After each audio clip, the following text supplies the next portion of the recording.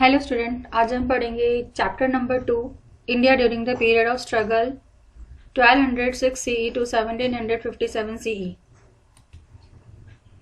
इससे पहले वाले वीडियो के अंदर मैंने आपको विजयनगर और बहमनी एम्पायर के बारे में बताया था कि कहाँ से कहाँ तक फैला हुआ है और किसने इसको बनाया था। आज हम पढ़ेंगे इवोल्यूशन एंड डेवलपमेंट सिखिज्म के बारे में। आज हम पढ़ेंगे इंक्लूडिंग गुरु गोविंद सिंह, बंदा बैरागी एंड रंजीत सिंह। इन तीनों के बारे में आज हम स्टडी करेंगे। तो सबसे पहले पढ़ते हैं हम गुरु नानक देव जी के बारे में। Muslim ruler was establish in Punjab right from the beginning of 13th century. 13th century के स्टार्टिंग से ही जो मुस्लिम रूलर्स थे उन्होंने ये पंजाब के अंदर स्टैब्लिश हो गया था, यानी कि जो मुस्लिम रूल था वो पंजाब के अंदर स्थापित हो गया था। In order to establish their religion rule the Muslim rulers gave first class status to Muslim and Hindus were placed in second category. अपने रिलीजन को स्टैब्लिश करने के लिए, अपने धर्म को स्थापित करने के लिए जो मुस्लिम शासक थे उन्होंने मुस्लिम रिलीजन को फर्स्ट क्लास का दर्जा दिया और हिंदूज को सेकेंड कैटेगरी का दर्जा दिया। Due to this religious intolerance policy of Delhi Sultanate, struggle began to take place। और ये जो religious policy इन्होंने अपनाई थी, intolerance मतलब जो असहनीय पॉलिसी थी दिल्ली सल्तनत की, इसकी वजह से जो स्ट्रगल था वो स्टार्ट हो गया, संघर्ष स्टार्ट हो गया। Building mosques in places of temples, और जहाँ मंदिर थे उनकी जगह पर वहाँ पर मस्जिद वगैरह बनाने लगे। हैड कॉमन फिनोमेना, ये आम बात होगी। तो मंदिरों की जगह पर अब मंदिरों को तोड़कर वहां पर उन्होंने मस्जिद बनाना स्टार्ट कर दिया। An atmosphere of intolerance and hatred started to develop. अब वहाँ जो माहौल था वो एक असहने वाला या असहनीय या नफरत वाला जो एक माहौल था, एटमोसफियर था, वो डेवलप होना शुरू हो गया। इन सच टाइम, उस समय गुरु नानक देव का जन्म हुआ था 15 अप्रैल 1469 CE एट तालवंडी, जो आज प्रेजेंट में नानकाना पाकिस्तान के अंदर आता है। ये यहाँ पर इनका जन्म हुआ था। तो ये गुरु नानक के जन्म से रिलेटेड है कि गुरु नानक का जो जन्म था वो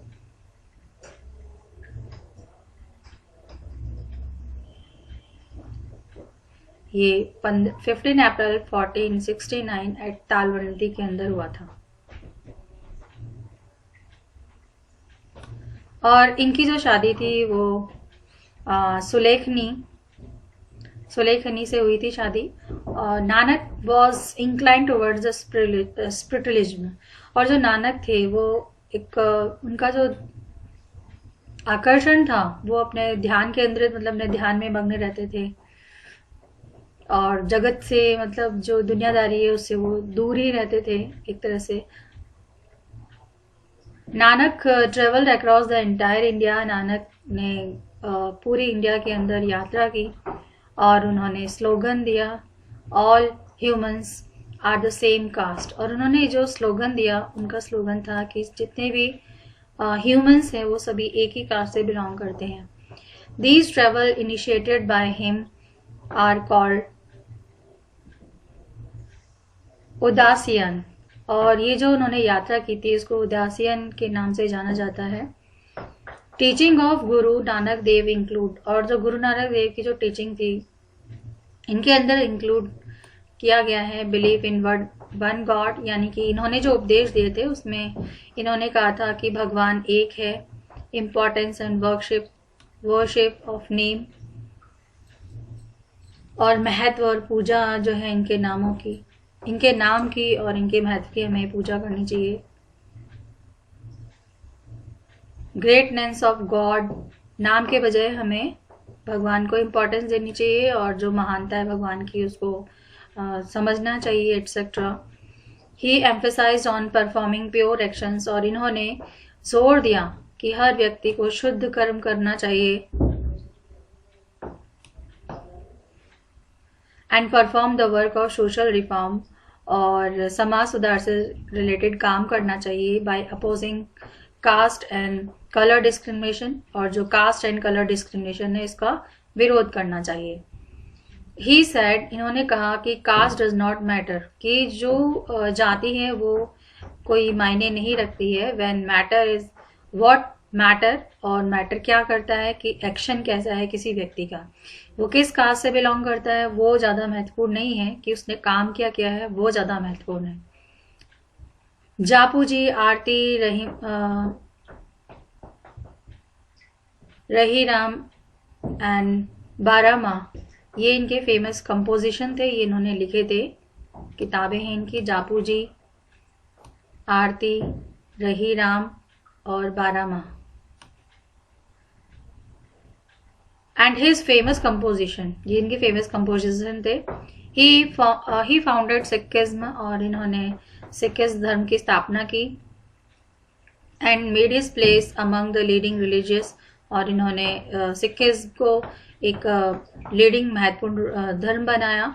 and social reforms of the world, और समाज के अंदर जितनी भी बुराइयां थी उनको दूर करने की कोशिश की, या समाज सुधार से रिलेटेड इन्होंने काम किए।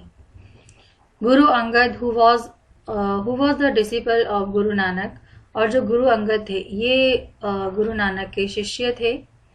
Perform the work of explaining Guru Nanak teaching, और इन्होंने क्या किया कि जो भी गुरु नानक ने उपदेश दिए थे उनको उन्होंने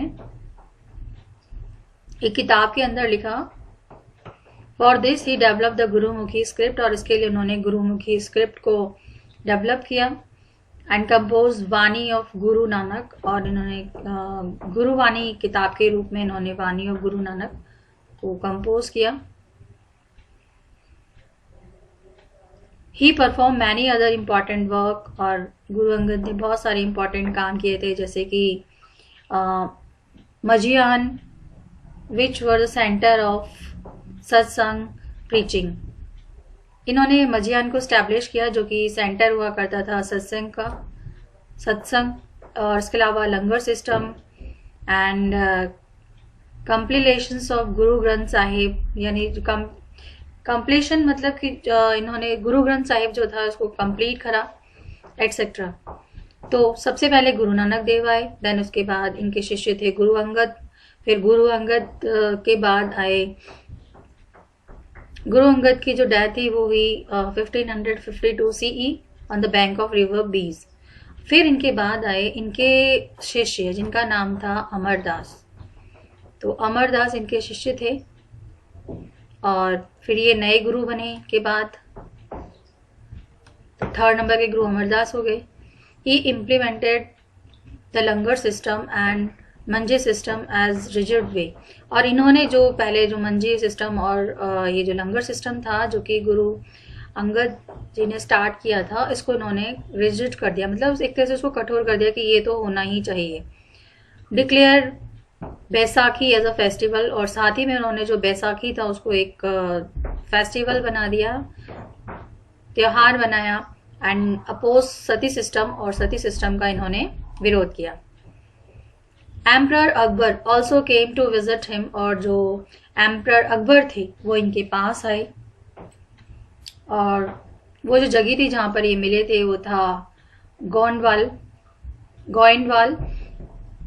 this place is regarded as the pilgrimage due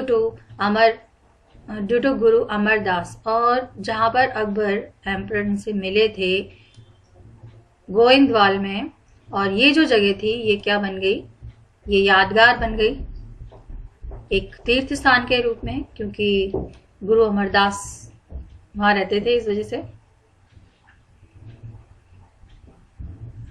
Then he increased the number of religious centers, built reservoirs 500 बीघा। गुरु अमरदास के बाद फिर गुरु रामदास आए, और इन्होंने बहुत सारे रिलीजियस सेंटर्स बनाए और बहुत सारे रिजर्वर्स बनाए 500 बीघा जमीन पर, जिनको कि जो कि जाना जाता है आज अमृतसर के नाम से। तो यानी अगर आपसे पूछा जाए अमृतसर किसने बसाया है तो वो गुरु रामदास ने बसाया। द प्रोमिनेंट सिख, और ये जो मुख्य सिख इनके जो मुख्य सिख प्लेस थे वो अमृतसर आफ्टर इट, और इनका नाम रखा गया अमृतसर। और ये जो अमृतसर है ये सबसे मुख्य प्लेस है सिखों के लिए। The powerful and wealthy farmers, और जो कुछ शक्तिशाली और जो पैसे वाले किसान थे, of this place become the disciple of Sikhism, और उन्होंने सिखिज्म इस प्लेस, इसमें कहा गया है कि जो पावरफुल और पैसे वाले जो किसान थे, शक्तिशाली और पैसे वाले किसान थे, वो इस जगह पर शिष्य बना करते थे सिखिज्म के, यानी सिख धर्म उन्होंने अपनाया था। Mughal emperor Akbar abolish the taxes which was leave on Haridwar pilgrimage. Mughal emperor Akbar जो थे, इन्होंने हरिद्वार जो तीर्थ स्थान है वहां पर पहले टैक्स देना पड़ता था जाने के लिए, तो उसको उन्होंने खत्म कर दिया ऑन रिक्वेस्ट। और इसको खत्म करने की जो रिक्वेस्ट थी वो गुरु रामदास ने की थी। मेंटेनिंग फ्रेंडशिप विद अकबर, और अकबर के साथ इनके दोस्ताना संबंध बने। Ramdas increase the number of Sikh, जो रामदास थे इन्होंने बहुत सारे सिख्स को बढ़ाया। Ramdas started the practice of giving grants to poor, और रामदास ने ही ये जो प्रैक्टिस थी, हम कह सकते हैं कि जो गरीब लोग हैं उनको दान करना, और नीडी जो ज़रूरतमंद हैं उनको दान करना, बाय प्रोपोगेटिंग मनसद प्रैक्टिस के थ्रू इसको बढ़ावा दिया। Now Guru started to be called सच्चा पातशाह। अब गुरु को किस नाम से जाना जाने लगा? सच्चा पातशाह के नाम से जाना जाने लगा, अलॉन्ग विथ सतगुरु, और साथ साथ में सतगुरु भी बोलते हैं। देन इनके बाद आए फिर Arjan Dev. He was the fifth Sikh guru. जो अर्जन देव थे ये सिख के 5वें गुरु थे, and he prove to be real organiser of Sikhism, और इनको ही एक तरह से रियल ऑर्गेनाइजर माना जाता है सिखिज्म का। Guru enrich Sikhism with religious political rights, और जो गुरु थे इन्होंने सिखिज्म के अंदर कुछ रिलीजियस और पॉलिटिकल राइट्स को बढ़ाया। मुगल एम्परर जहांगीर ने इनको मौत की सजा सुनाई, as he blessed his rebel Khusro. जब इन्होंने जो एम्परर जहांगीर थे इनके विद्रोही या इनके जो दुश्मन थे खुसरो, उनको शरण दी थी या उनको ब्लेसिंग दी थी। सिखिज्म बिकेम फाइनेंशियली इंडिपेंडेंट, और जो सिखिज्म था वो फाइनेंशियली इंडिपेंडेंट था due to his work such as completion of Adi Granth, अपने काम के लिए जैसे कि आदि ग्रंथ वगैरह इसको कंप्लीट करना, providing a practical form of masand system को एक प्रैक्टिकल रूप देना, sending disciple to foreign countries, और जो भी शिष्य हैं उनको फॉरेन कंट्रीज के अंदर भेजना, कलेक्शन ऑफ ग्रांट्स को कलेक्ट करने के लिए, etcetera. Arjan Dev sacrifice of his life transform the Sikhs into the strong military, और अर्जन देव ने अपनी जिंदगी बलिदान कर दी सिख लोगों को एक स्ट्रॉन्ग मिलिट्री पावर के अंदर कन्वर्ट करने में। Arjan Dev martyrdom was a landmark, और इनका जो वीर गति को प्राप्त होना एक लैंडमार्क बना या एक लैंडमार्क इंसिडेंट बना इतिहास के अंदर सिखिज्म के, ड्यू टू विच जिसकी वजह से जो शांत रहने वाले जो सिख थे वो अब एक आर्मी के रूप में कन्वर्ट हो गए, यानी became a proponent of armed struggle. Sikh now got transfer into military union. अब जो सिख थे वो मिलिट्री यूनियन के अंदर ट्रांसफॉर्म हो गए। तो ये किसकी वजह से हुए थे? अर्जन देव की वजह से हुए थे। देन अर्जन देव के बाद इनके जो बेटे थे गुरु हरगोविंद सिंह, ये छठे सिख गुरु बने। ही अडॉप्टेड 2 शॉर्ट्स, और इन्होंने दो तलवारें रखी थी अपने इन प्लेस ऑफ सैलिली और वुलन चेन, एक वुलन चेन के अंदर। तो ये 2 तलवारें रखते थे। 1 शॉर्ट रिप्रेजेंट, एक जो तलवार थी वो रिप्रेजेंट करती थी रिलीजियस सीट को रिप्रेजेंट करती थी, जिसको कि पीरी के नाम से जानते थे, और जो दूसरी तलवार थी वो पॉलिटिकल डेजिग्नेशन को रिप्रेजेंट करती थी, जिसे कि मीरी के नाम से जानते थे। तो 2 तलवारें होगी, एक पीरी और दूसरा मीरी। तो पहली वाली जो तलवार थी वो रिप्रेजेंट करती थी रिलीजियस सीट को, और दूसरी वाली जो तलवार थी वो रिप्रेजेंट करती थी पॉलिटिकल डिजाइनेशन को। In place of grants, he started receiving arms and ammunitions. और इन्होंने दान वान की जगह इन्होंने आर्म्स, हथियार और गोला बारूद को रिसीव करना शुरू कर दिया। He built premises near each temple, which had called tall seat. और इन्होंने हर टेम्पल के पास एक प्रेमिसेस बनाना शुरू कर दिया जिसे कि टॉल सीट के नाम से जाना जाता था। तो अगर पूछा जाए टॉल सीट किसने बनवाई थी या टॉल सीट, तो वो हरगोविंद सिंह ने बनवाई थी। दिस वॉज बिल्ट इन 1699 और जो टॉल सीट थी वो बनी थी 1699 CE के अंदर। This came to be known as Akal Takht और इसको अक्ल तख्त के नाम से जाना जाता था। तो क्वेश्चन पूछा जाता है कि अक्ल तख्त किसने बनवाया था, तो ये गुरु हरगोविंद सिंह ने बनवाया था। और क्या है ये, तो ये प्रेमिसेस हैं जो कि हर टेम्पल के पास में बनाई जाती थी। एक बड़ी सी सीट होती थी, उसको बोलते थे अक्ल तख्त, और इसको 1699 के अंदर बनवाया था। This emergence as symbol of, और ये जो इमर्जेंस था वो एक सिंबल था ऑफ पॉलिटिकल सोवरेनिटी का, ऑफ सिख की पॉलिटिकल सोवरेनिटी का एक सिंबल था ये Akal Takht. Jahangir try to collect Guru Arjan Dev financial fine, और जो जहांगीर थे वो कोशिश कर रहे थे कि गुरु अर्जन देव ने जो फाइनेंशियल फाइन जो अर्जन देव पर लगाए गए थे वो गुरु हरगोविंद सिंह से वसूल करना चाहते थे जहांगीर। और जो गुरु हरगोविंद सिंह थे उन्होंने मना कर दिया। हरगोविंद सिंह को फिर जेल में डाल दिया गया, इम्प्रिजन इन अ जेल इन अ ग्वालियर फोर्ट। ग्वालियर फोर्ट की जो ग्वालियर का जो किला है वहां की जो जेल है उसमें हरगोविंद सिंह को डाल दिया गया। Although Hargobind had start the work of giving a military form of Sikhism, हालांकि जो हरगोविंद थे उन्होंने मिलिट्री वर्क से रिलेटेड जो काम था या सिखिज्म को मिलिट्री फॉर्म के अंदर कन्वर्ट करना वो स्टार्ट कर दिया था। ईयर द लेटर गुरु हरगोविंद हर राय, उसके बाद जो गुरु हर राय गुरु बने, देन उसके बाद हरकिशन आए और उसके बाद तेग बहादुर आए गुरु के रूप में, perform the work of propagating Sikhism, और ये भी जो सिखिज्म धर्म को बढ़ावा देने का काम कर रहे थे। When Tegh Bahadur refuse to adopt Islam, जब तेग बहादुर ने इस्लाम धर्म को अडॉप्ट करने से मना कर दिया तो मुगल एम्परर औरंगजेब ने उनकी गर्दन काटने का ऑर्डर दिया या उनके सर को काटने का ऑर्डर दिया। For him it is sad that he gave of his head, और इसके लिए कहा जाता है कि उन्होंने अपना सर बलिदान कर दिया पर अपने धर्म को नहीं छोड़ा या अपने धर्म के लिए अपना सिर तक कटवा लिया। In Chandni Chowk in Delhi his memorable is renowned as Sheeshganj Gurudwara, और चांदनी चौक दिल्ली के अंदर जो चांदनी चौक है वहां पर उनकी याद में एक शीशगंज गुरुद्वारा बनाया गया है। अब हम पढ़ेंगे गुरु गोविंद सिंह के बारे में।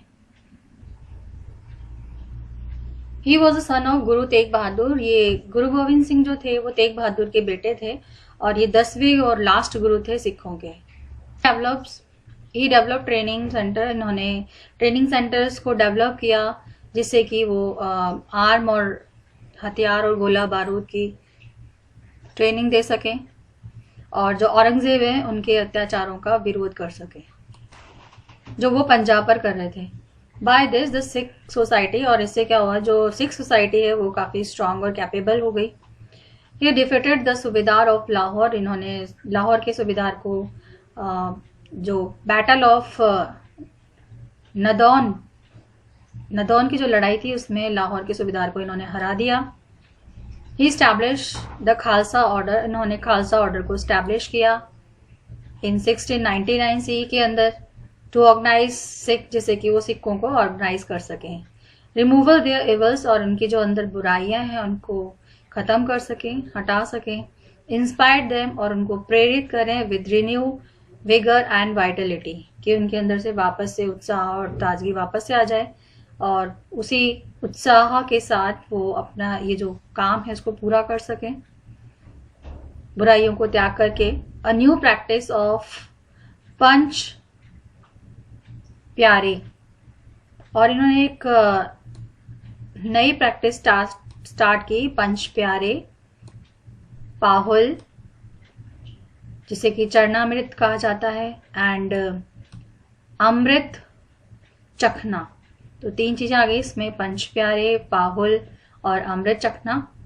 Consumption of sweet water was started by 5 sacrificing devotees, और ये जो भी 5 जो डिवोटीज थे जिन्होंने अपना बलिदान दिया था, उन्होंने स्टार्ट किया था, वो started by the 5 sacrificing devotees, and it was mandatory for Khalsa Sikh to keep the 5K। तो ये जो भी खालसा सिख जो है उनके लिए जरूरी है कि वो 5K को रखें। और 5K के अंदर क्या क्या चीजें आती हैं, 5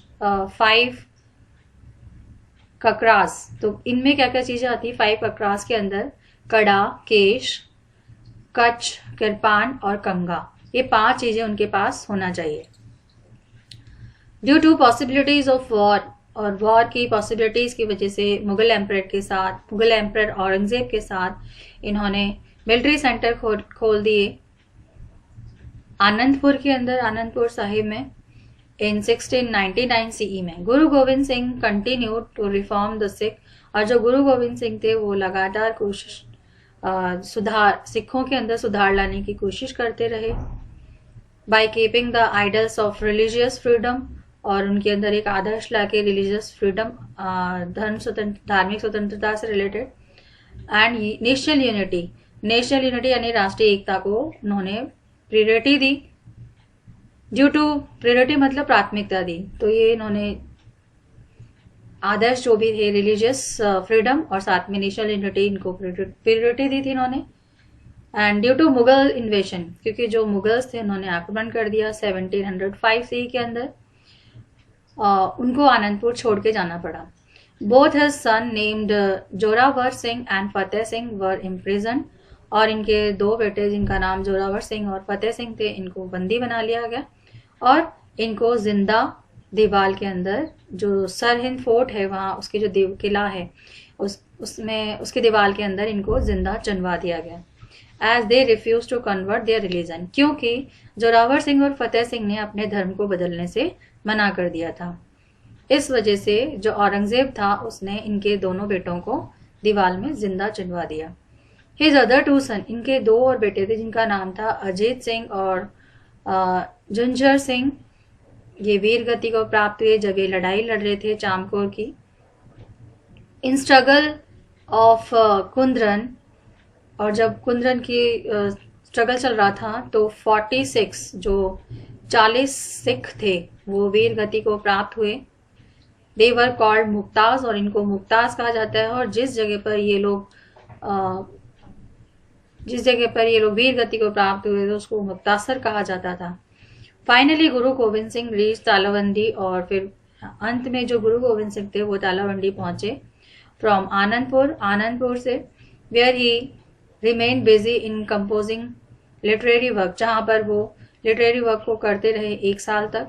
when he was going to visit Aurangzeb court on his invitation, और जब औरंगजेब के बुलाने पर जब वो उनके दरबार के अंदर गए, he got the news of Aurangzeb death, और वहां जाकर उनको पता चला कि औरंगजेब की डेथ हो गई है। गुरु गोविंद सिंह डाइड ऑन 1 अक्टूबर, गुरु गोविंद सिंह की मौत हो गई 1 अक्टूबर 1708 के अंदर। तो ये तो था गुरु गोविंद सिंह के बारे में। इनके 10वें और आखिरी गुरु थे, और उन्होंने बहुत सारे रिफॉर्म्स किए थे और सिखों को एक किया था, और औरंगजेब के जो अत्याचार थे उनका सामना किया था, उसका जवाब दिया था। देन अब हम पढ़ेंगे बंदा बैरागी के बारे में। Madhav Singh was a real name of बंदा बैरागी। माधव सिंह जो था ये असली नाम था बंदा बैरागी का। He was born in Rajput family, इनका जन्म एक राजपूत फैमिली के अंदर हुआ था 1670 CE में, and used to reside in ashram situated on bank of river Godavari. Godavari नदी के किनारे पर एक आश्रम था जहां ये रहते थे। While residing in the south Guru Gobind Singh call him as guru disciple Banda. और जब ये साउथ के अंदर रह रहे थे तो गुरु गोविंद सिंह ने इनको गुरु का शिष्य कहा। तो गुरु के शिष्य को बंदा बोला जाता है। तो एंड वॉज दस नोन एज बंदा बैरागी, और इस वजह से इनको नाम से जाना गया बंदा बैरागी के। With the permission of his गुरु, अपने गुरु की परमिशन से ही रीच्ड पंजाब, ये पंजाब पहुंचे जिससे कि उनका जो अधूरा काम था उसको वो पूरा कर सके। At that time the people of Punjab was suffering due to the atrocities of Subedar Wazir Khan, और उस समय सूबेदार वजीर खान के अत्याचारों से वहां के जो लोग थे काफी परेशान थे। And all these peoples became organise, और जितने भी ये लोग थे जो संघर्ष कर रहे थे सूबेदार वजीर खान के अत्याचारों से, वो सब इकट्ठे हुए बंदा बैरागी के लीडरशिप के अंदर। फर्स्टली बंदा इन्वेडेड सरहिंद, सबसे पहले बंदा ने सरहिंद पर आक्रमण किया। वजीर गेव द स्लोगन, और वजीर ने स्लोगन दिया जिहाद का, क्योंकि बंदा ने इनके खिलाफ विद्रोह कर दिया था, तो वजीर ने जो था उसको जिहाद का नाम दिया। जिहाद सारी मुस्लिम कम्युनिटी के लिए होता है। एंड और द मुस्लिम्स, और उसने जितने भी मुस्लिम्स थे पंजाब के अंदर उनसे गुजारिश की कि वो बंदा का मुकाबला करें। Wazir Khan was killed into pieces, और वजीर खान को टुकड़ों के अंदर काट दिया गया, मार के टुकड़ों में उसके टुकड़े टुकड़े कर दिए गए वजीर खान के। एट द प्लेस कॉल्ड छप्पर चिद्दी, और जहां पर उनको मारा गया उसका नाम था Chappar Chiddi. With the assistance of Mujayal Jat, और ये मुजायल जाट जो थे मेजा के, उनकी मदद से Banda establish his rule on the region with the annual revenue income of 36 lakh, और बंदा ने जो रीजन था उस पर रूल किया, और वहां से उनकी जो एनुअल इनकम थी वो 36 लाख हुआ करती थी। बंदा एबलिश द जमींदारी सिस्टम, बंदा ने जमींदारी सिस्टम को खत्म कर दिया। To provide relief to farmer, जिससे कि जो किसान है उनको रिलीफ मिल सके। Excited by their victory of Sirhind, the Sikh establish their control on Amritsar, और इनकी सरहिंद की विक्ट्री से खुश होकर, एक्साइटेड होकर जो सिख थे उन्होंने इनका कंट्रोल अमृतसर, बटाला, कालनौर और पठानकोट पर कर दिया। जो सिख्स थे इन्होंने इनका जो कंट्रोल था वो अमृतसर, बटाला, कालनौर और पठानकोट पर कर दिया। मुगल रूल्स जो था वो पंजाब के अंदर खत्म हो गया था। Mughal emperor Bahadur Shah was force to send, Mughal emperor Bahadur Shah को फोर्स किया गया कि was force to send his army to Punjab, और जो मुगल एम्परर बहादुर शाह थे वो मजबूर हो गए कि अपनी आर्मी पंजाब में भेजने के लिए। बंदा वेंट इनटू लोहरगढ़, और जो बंदा था वो लोहरगढ़ फोर्ट चला गया, which was situated in the hills, जो कि पहाड़ियों के बीच में सिचुएटेड था। He began to attack Mughal rulers with guerrilla strategy, और इसने मुगल रूलर्स पर अटैक किया गोरिल्ला स्ट्रेटेजी के through. Bahadur Shah died on 28 February 1712 CE, और बहादुर शाह की मौत हो गई 28 फरवरी 1712 CE के अंदर। न्यू मुगल रूलर फारूक शियार, और एक नए मुगल रूलर जो थे वो Farrukh Siyar, sent an army, इन्होंने आर्मी भेजी अगेंस्ट बंदा के खिलाफ under the leadership of Safdar Khan के नेतृत्व में। Banda surrender after being surrounded for long time in Dera Baba. तो इसमें देखा है कि जो बंदा था, बंदा को काफी लंबे समय तक घेर के रखा गया डेरा बाबा जगह वहां पर। And he was sentence to death in Delhi, और इनको मौत की सजा सुनाई गई दिल्ली के अंदर along with hundreds of his assistant, और इनके 100 जो इनके साथ जो इनके सहायक थे उनको भी मौत की सजा सुना दी गई। बंदा बैरागी वॉज ग्रेट वॉरियर, ये एक महान योद्धा थे, काफी साहसी थे, courageous and protector of law, और लॉ की रक्षा करने वाले थे या लॉ के रक्षक थे।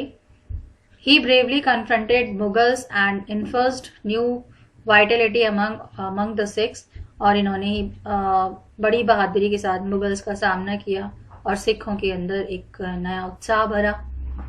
अब हम पढ़ते हैं रणजीत सिंह के बारे में।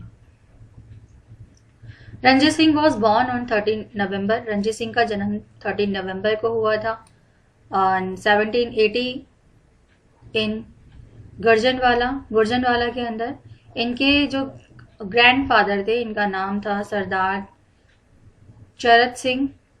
ये एक बहुत ही बहादुर लीडर हुआ करते थे, सुखर चाकिया मिस्ल के। एंड ही वेज्ड सेवरल वॉर, उन्होंने कई लड़ाइयाँ लड़ी थी अहमद शाह अब्दाली के खिलाफ। हिज फादर्स नेम, इनके जो पिता थे इनका नाम था महा सिंह, जिनकी मौत हुई थी 1792 के अंदर। और तब से 1792 के अंदर, फ्रॉम 1792 से लेकर 1797 तक जो एडमिनिस्ट्रेशन था, इसका जो काम था वो इनकी माँ के द्वारा चलाया जाता था, perform by the administrative council, administrative councils के थ्रू, और जो कि इनकी माँ के द्वारा चलाते थे। हिज मदर इन लॉ, और इनकी जो सास थी, एंड दीवान लखपत राय थे, ये तीनों मिलकर एडमिनिस्ट्रेशन को चलाने का काम करते थे, या जो काउंसिल थी इसको चलाने का काम करते थे। In the end of 18th century के अंत तक जो सिख मिस्ल था were present in divided form, फिर ये बट गया, सिख मिसल बट गया। रंजीत सिंह टुक बेनिफिट, और इसका फायदा जो था वो रंजीत सिंह ने उठाया इस सिचुएशन का। And shortly he establish a kingdom, और इन्होंने एक बहुत जल्दी ही अपना एक साम्राज्य स्थापित कर लिया पंजाब के अंदर, on the basis of strength, अपनी ताकत के बल पर। रंजीत सिंह ऑक्यूपाइड लाहौर, रंजीत सिंह ने लाहौर पर कब्जा किया 1799 से के अंदर। ही ऑक्यूपाइड भांगी मिस्ल, इन्होंने भांगी मिस्ल पर कब्जा कर लिया इन अमृतसर 1805 सी में। इन 1803 ही ऑल्सो ऑक्यूपाइड अक्लगढ़, और इन्होंने अक्लगढ़ पर भी कब्जा कर लिया। इन 1804 सी में इन्होंने आक्रमण किया साहेब सिंह ऑफ गुजरात पर एंड डिफीटेड हिम, और उनको हरा दिया। एंड 1808 सी के अंदर रंजीत सिंह ने सतलुज नदी को क्रॉस करके फरीदकोट और मेलर कोटला एंड अम्बाला पर जीत हासिल की after the treaty of Amritsar. लेकिन अमृतसर की ट्रीटी के बाद ही एक्सेप्टेड द सोवरेनिटी, इन्होंने ब्रिटिशर्स की जो सोवरेनिटी थी उसको अपना लिया, यानी कि ब्रिटिशर्स की आधिपत्यता को स्वीकार कर लिया upon the region across the Sutlej river. Multan was occupied in 1818, Multan पर कब्जा किया इन्होंने 1818 सी के अंदर। And Peshawar was occupied in 1834 CE, Peshawar पर कब्जा किया इन्होंने 1834 सी के अंदर। रंजीत सिंह की मौत हुई 27 जून 1839 के अंदर। तो ये जो इन्होंने बता रखा है ये इनके एक्सटेंशन है, कैसे इन्होंने एक्सटेंड किया अपने एम्पायर को, कैसे इन्होंने मौके का फायदा उठाया रंजीत सिंह का। तो ये आपका चैप्टर कंप्लीट होता है। तो आज आपने क्या पढ़ा? रंजीत सिंह के बारे में पढ़ा, बंदा बैरागी के बारे में पढ़ा, गुरु गोविंद सिंह के बारे में पढ़ा, जितने भी सिखों के गुरु हैं 10 गुरुज, उनके बारे में आपने पढ़ा था। तो जो मैंने पढ़ाया उसको आपको पढ़ना है। Okay, bye, have a nice day.